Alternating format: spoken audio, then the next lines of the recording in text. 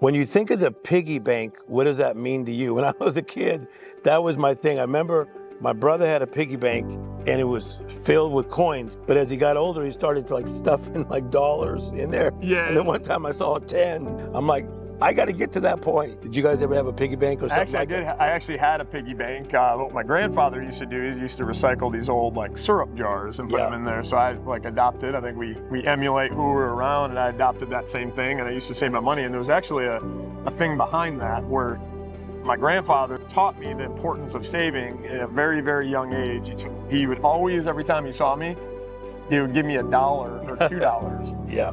And he would say, David, you're going to save these dollars and make sure you put it away, make sure you don't spend it, because one day these are all going to add up and they're going to compound and you're going to have enough and you're going to want to buy your first car. I never thought to myself, like, I don't want a car. Yeah, exactly. Yeah, right? And then, when I was 14, my grandfather was like a second father to me. So that goes back to mentors. He was another mentor I was blessed to have in my life that, taught me the value of giving. We lost him when I was 14 years old, and I'll never forget. This was actually a spiritual moment that happened in my life too. I always felt like I never got to say goodbye to my grandfather, especially being a dad. It's just something abruptly happened when I was 14. Yeah. But sure enough, when I was 16 years old, I went from being this kid, I'll never want a car.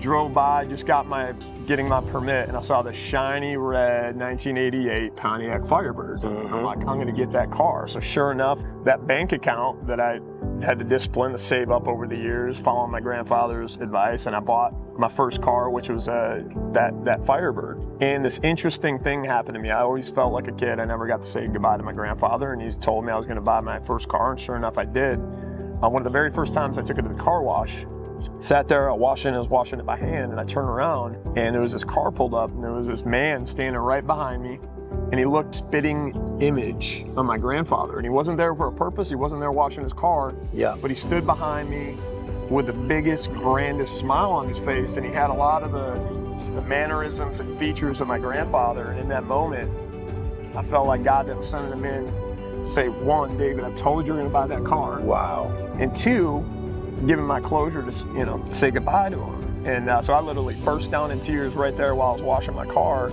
And it felt like only a few seconds that I turned away and I turned back and he was just driving off into the distance. And never forget coming home to my mother and saying, wow, grandfather was right. And finally got to say goodbye.